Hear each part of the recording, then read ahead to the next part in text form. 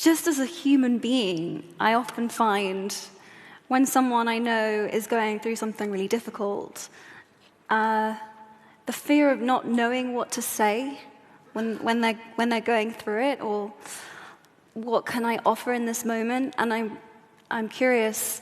You say that kind of that's one of the hardest things that you do is you spend time and you listen. And I'm just curious how you approach that when you don't have an answer or you don't know what to say to someone. Yeah, as I said, really, it's sometimes the hard moment, because when you don't have an answer and you have someone who is in front of you crying without someone to support her. I have experience of girls who come to my hospital after all their family to be killed. So they are alone, and not alone with all their capacity, but to be pregnant at 12 or 14 years is with big consequences on their body.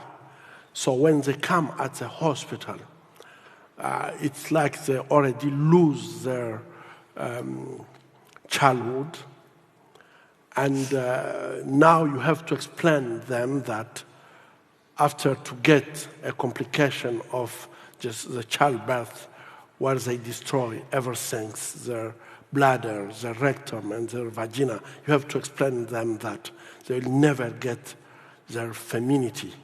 This is something really terrible, to be in front of someone who is asking you the question about something that you can't solve.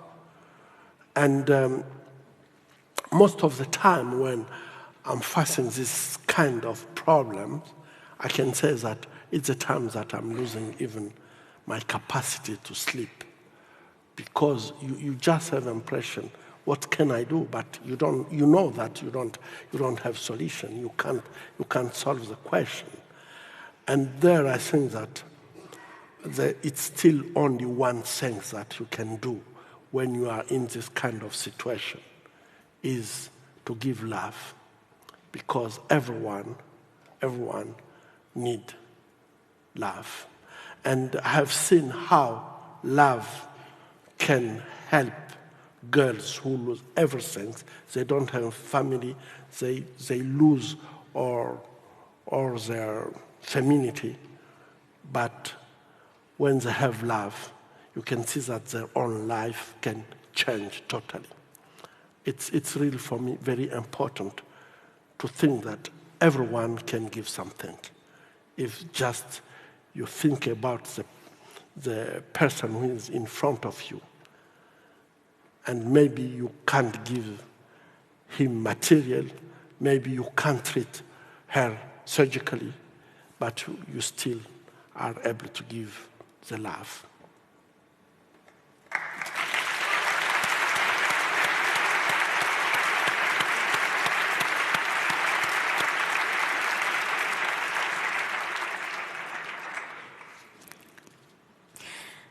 Throughout the whole of your career, you've championed girls, women's, survivors' voices.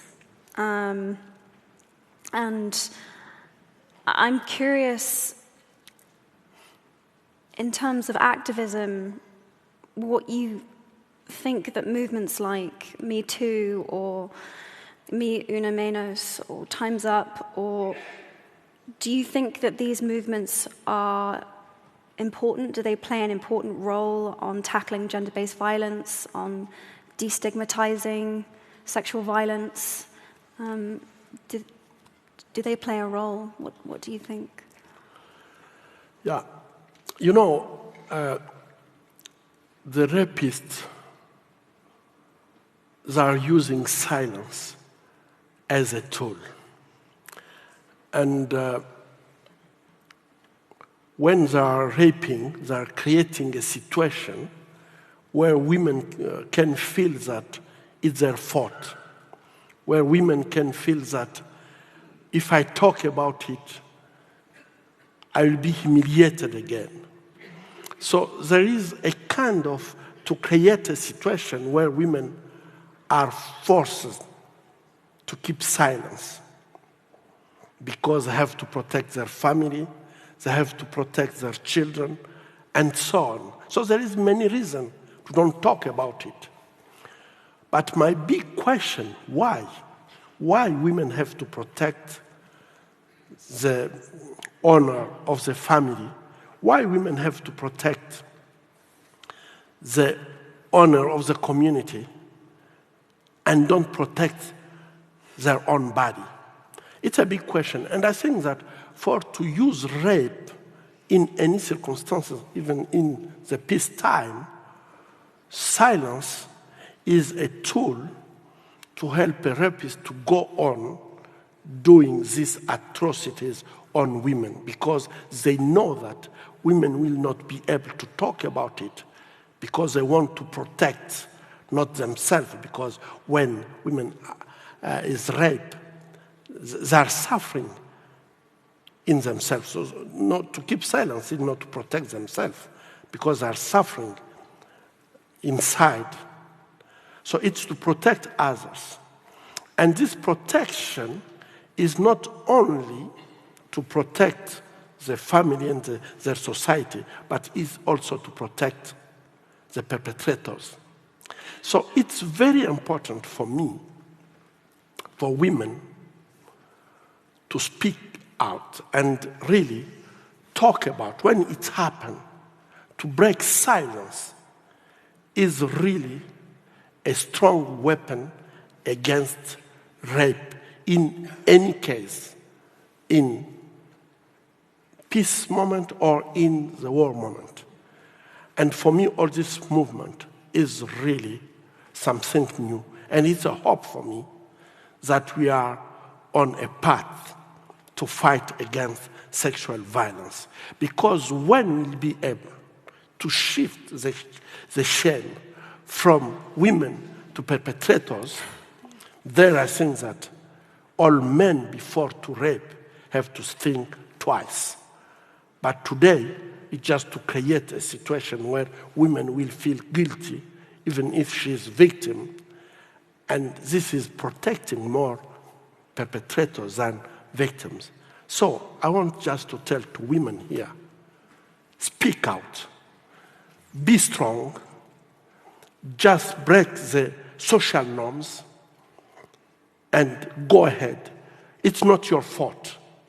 You have to understand that you are not, you don't need to feel guilty about what happened to you. Break silence. It's only the one way that I think men can take more responsibility. And for me, all this movement, I support them 100%.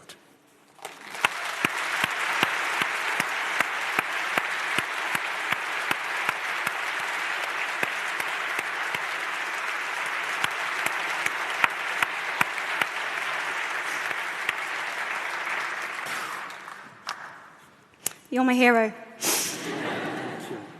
You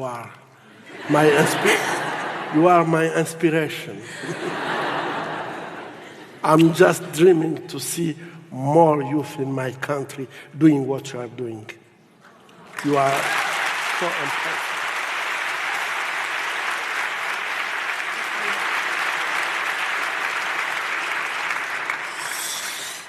I was going to ask you a question about commentators who say that the Me Too movement has gone too far, but I think perhaps I won't ask that question because the answer seems obvious.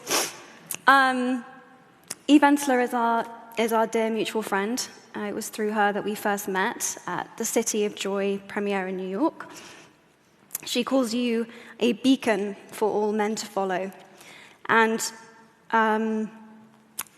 I'm curious, I think that there are a lot of men in the world now that want to do something to help, that want to participate, but sometimes that don't know what to say or how to do that. And I'm curious what advice you would have for men that want to be effective allies like you. When I think of male feminist in my head, You know, it's you. And for men that want to show solidarity with us, what advice would you give? Yeah, I would ask all the women in this room to applaud the men who are here.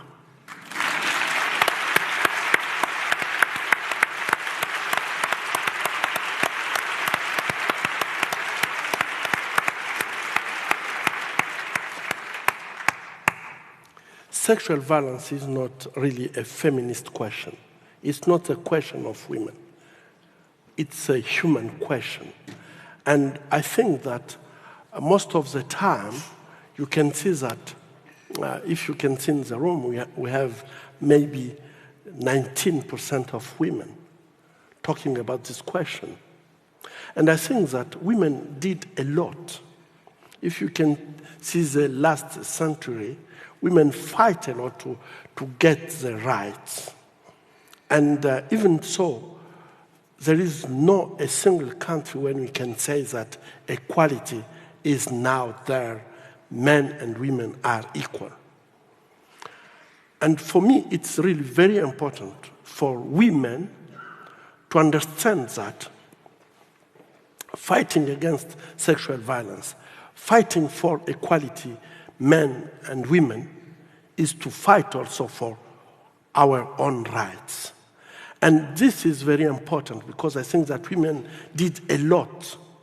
Now I think that it's time for men to stand up. It's time for men to change the behavior and just support what women are doing. We have a lot of examples where you can see that when you support women in the community, all the community is just moving forward and with the result. And this is not what Mukwege is saying. We have statistics on it. So why you have not to use what we know that can help our society to be better? So men, we have to stand up and support women. Good.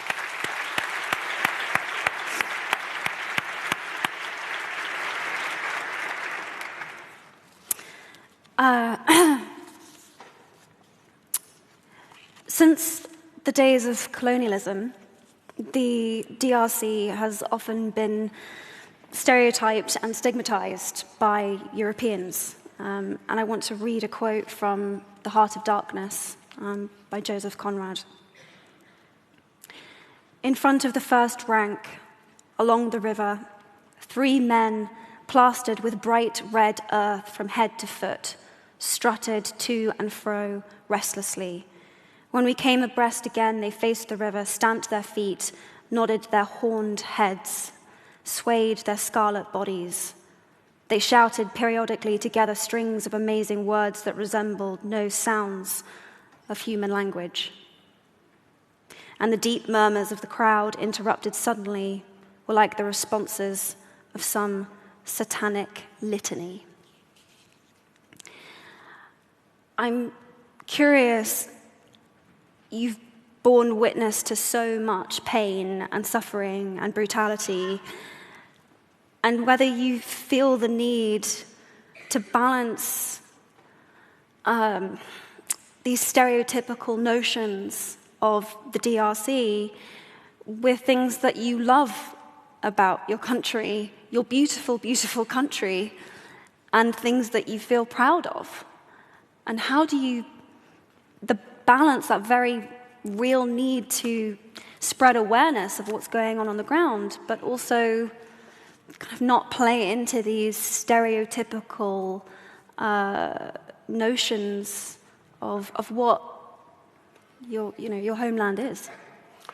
Yeah, really, it's so sad, this stereotype on Congo. But I would like just to say that we need really to make a difference between the people of Congo and the leaders of Congo. And it's so sad because since 1 century, the leaders that we got really don't care about the population. And this stereotype maybe come from this. if you talk about, for example, the King Leopold II, during the colonialism, he was really, the Congo was his property, and 10 million of Congolese were killed just to get, to bloom the industry of car with the tire. This was terrible for Congolese people. And I think that to see the Congo and the Congolese in this group, you have to think about what happened and who is talking about the 10 million people who died at this moment. No one. After, I can say that today, we can see the kind of leaders that we have who don't care about the population. The population are starving. Children are dying with malnutrition in the country where it's raining 9 months per year, where everyone can get food, but the bad governance is just pushing to do really very bad things on the population. And for me, I think that the people of Congo are really a good people. And if you can see, especially women of Congo, they are strong. And they care. But the big problem for Congo is the bad governance. And is now for 1 century of really a bad governance, who is pushing that we can get this stereotype on Congo. And this is so bad. So I'm dreaming one time maybe Congo will be different. And with a good governance, I'm sure that the population of Congo can do better things.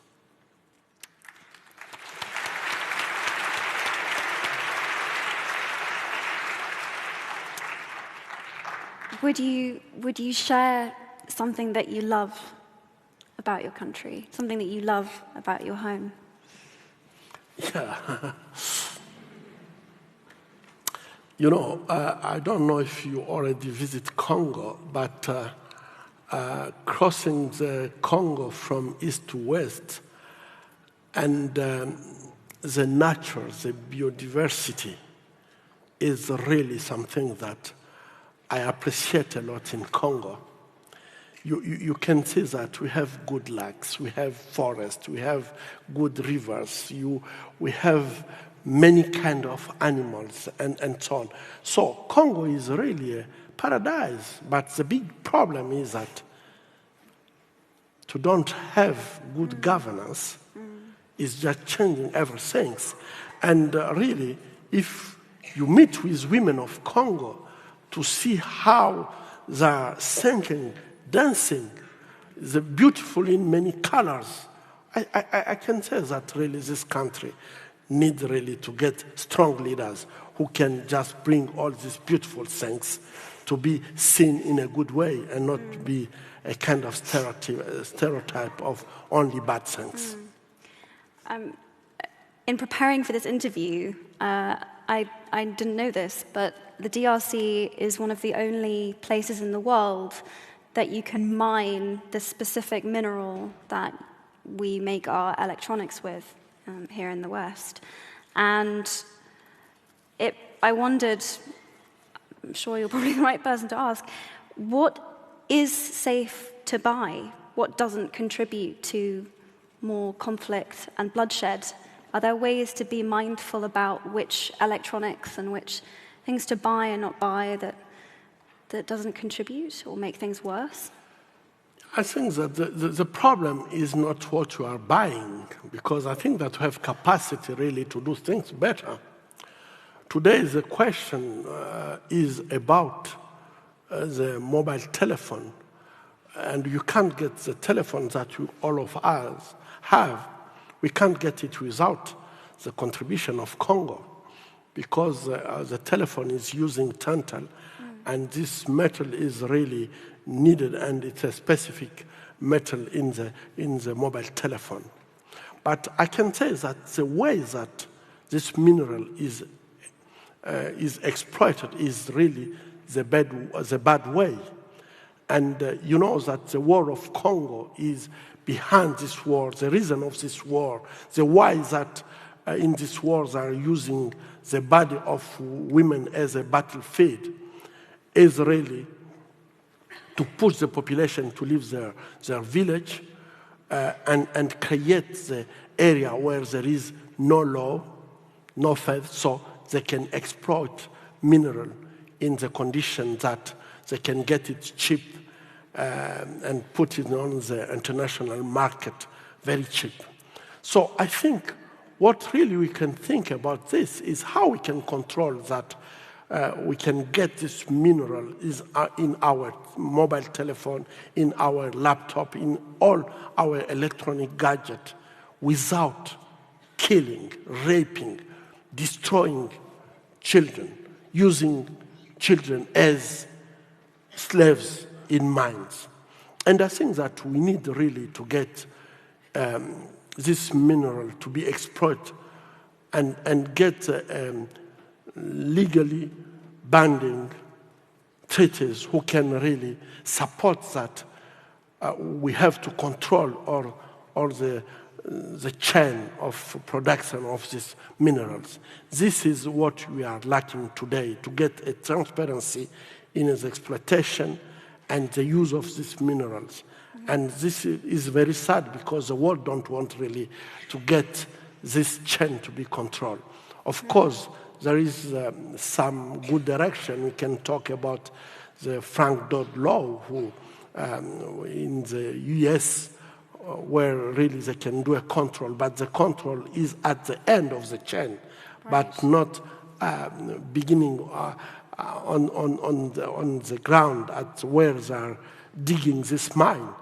And the European Union also have a law. This law will be in vigor on the 2021. But this law also is really not enough strong to push company to do right things. But what I can really ask you, all of you, you have the capacity to use your voice. You have the capacity to raise your voice against the use of children as slaves in the mine, to use rape as a weapon of war in Congo just to get this mineral cheap. There is a way to exploit it in a transparency way, and I think that if you raise your voice, I'm sure that your leaders can listen to you and make this big difference that Congolese people are waiting for. We need you, and we need your voice. So as activists and consumers, we can use our voice to ask for stronger legislation for around this technology, which is making huge sums of money and exactly. Yeah. And I'm sure that if you can use really your voice, it's only the one way that I think things can happen in a good way, because in all this region we don't have companies who are exploiting, for example, dental. We don't have companies, so it's more easier to use children as slaves in mines. But I think that for our conscience and ethic and moral, how can we accept that children be used in this way? How can we accept that women can be raped just and use rape as a weapon of war in the area where this mine exists, so the soldiers can exploit it and get it on the international market? I think that really your voice can make a big difference. I recently read this quote from you that really resonated with me. You said that taking action means saying no to indifference. If there is a war to be waged, it is the war against the indifference which is eating away at our societies. I just thought that was so well put, and I suppose echoing my last question again, specifically around the issue of sexual violence, what can we do in this room to kind of, to combat our indifference and take some form of action or show some sort of form of solidarity, or what would you suggest?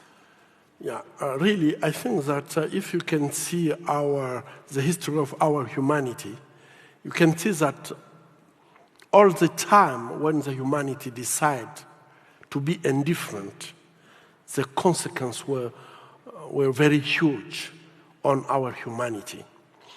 And for me, indifference is one of the worst attitudes that the human can get.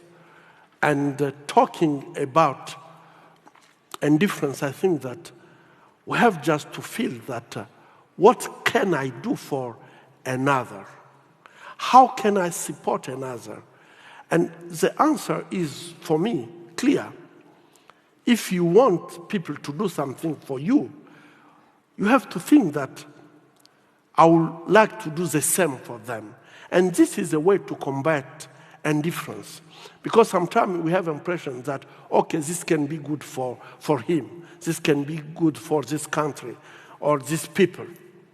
It's a way just to escape our responsibility as human.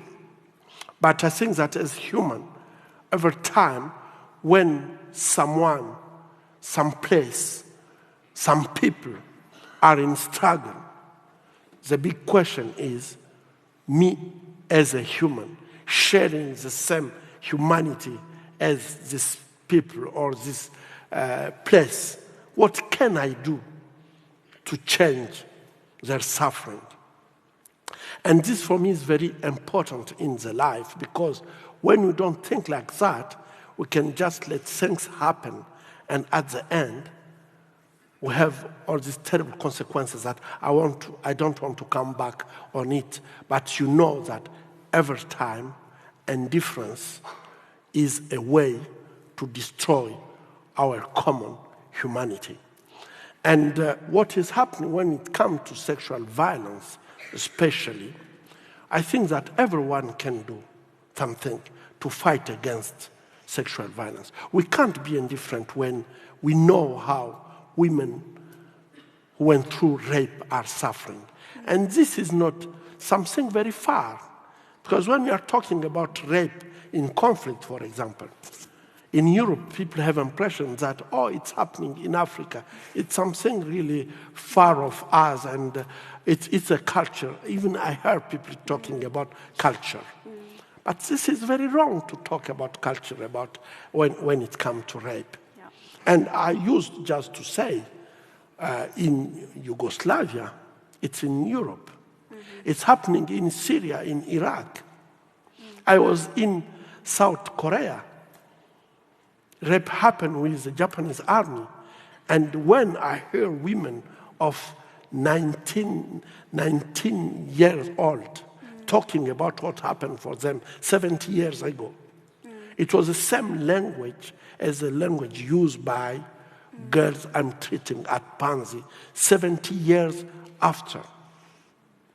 And it's the same in Latin America. So I think that rape is really a question that we should not be indifferent, because we are all concerned by this question.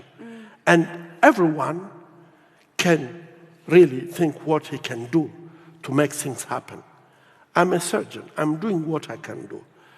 Today, I'm activist to bring more awareness on this question. And I know that yourself, you are doing a lot. And I would like really, if you can address someone to, I see in the room we have many young people. How do you think that we can really help others to fight against sexual violence and be really active?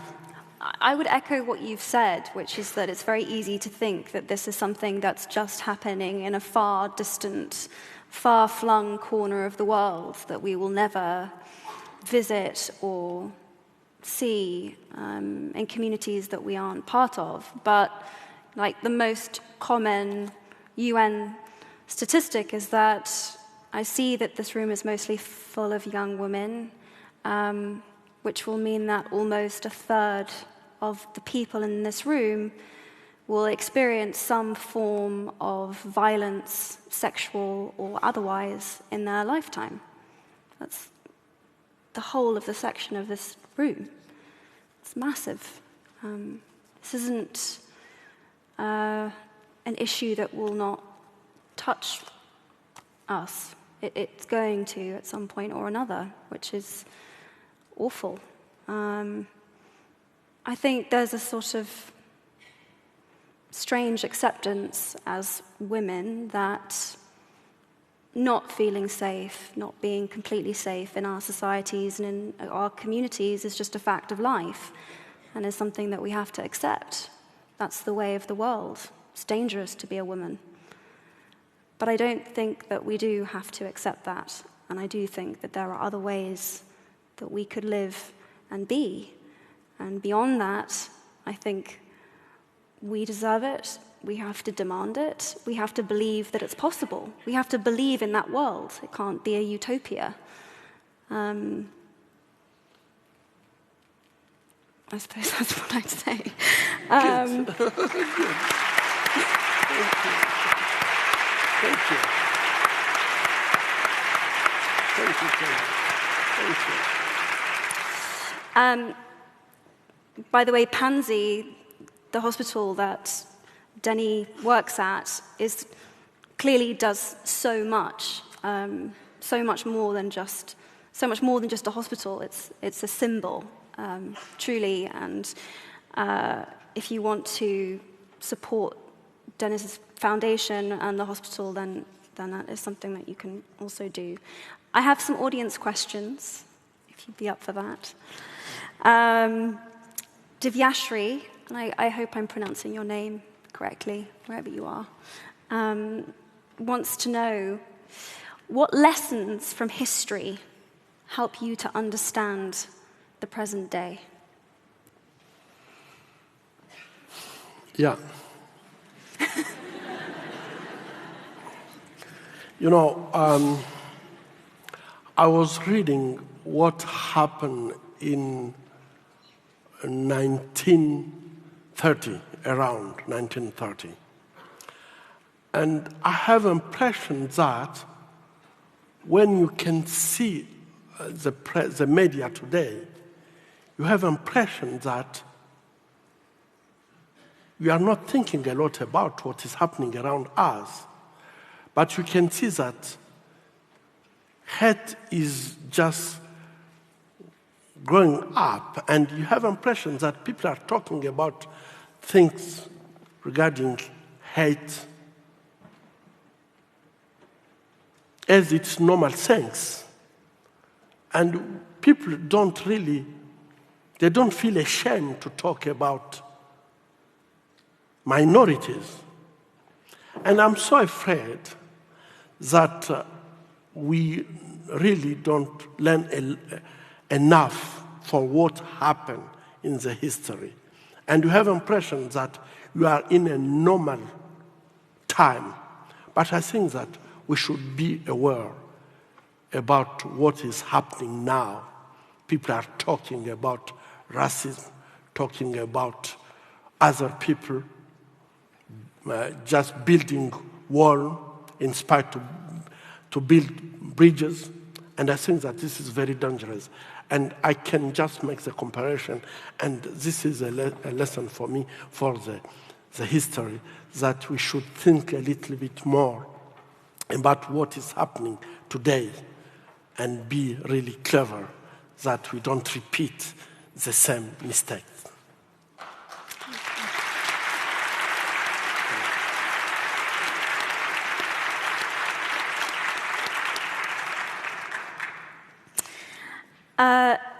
The next two questions were questions that were asked by a number of different guests, the same questions a few times, so I will read those now. Is a full psychological recovery from rape ever possible? What techniques can help mitigate against the sense of guilt and shame that many rape victims feel? Yeah. I think that this question is really a crucial question because I don't see and think that after to be traumatized, after rape, most women who are coming at our hospital are living with the syndrome of dissociation. So it's like their life and the spirit, their body and the spirit are completely dissociated. And we can do our best to try to bring this symptom, to bring the spirit in the body. But my impression is that it's so hard to say that women can get a healing and forget what happened. So the life of all women that I met is the same. They can change their way of life, to be more activists, to fight for the right of others. But all these things is completely different of their life before to be raped. So I can say that even if you have many techniques, in Congo now we are trying to use the musicotherapy and see how this can support. We have art therapy, we have many things that we are doing to try to see how we can support women. And we can see that women are really becoming very strong and fighting for their rights and so on.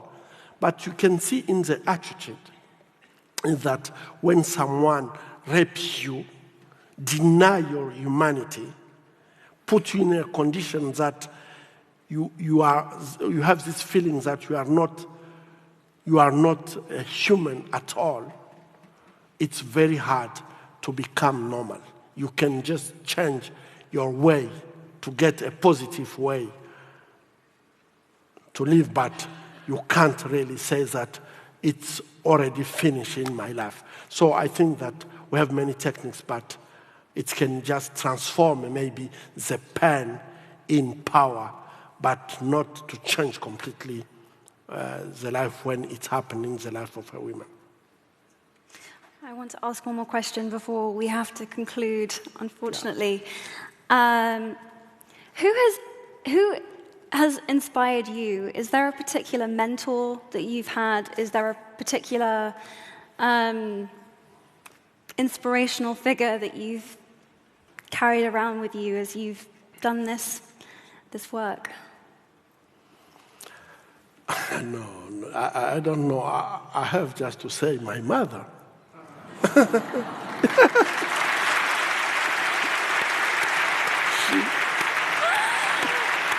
killing me, Denis. You're killing me. She's my mentor. She's your mentor. Exactly. Wow. I don't know how to thank you for giving up your limited time to be here and have this conversation with us. I don't know how to thank you for being so inspiring and thank you so much for being here and doing this with me and everyone who's in this room. We are indebted to you. We are awe-inspired by you. We thank you. We deeply thank you. I want really to thank you for what you are doing. I know how you are committed for women around the world, and what we are doing is so inspiring. And I hope that if really you can bring more young women as you to fight for the right of others, as you are doing, I think that you can make really a big change of our world. And I hope that maybe one day you will come in Congo and just talk to women of Congo. I think that this will make a big difference for us. Thank you a lot for what you are doing.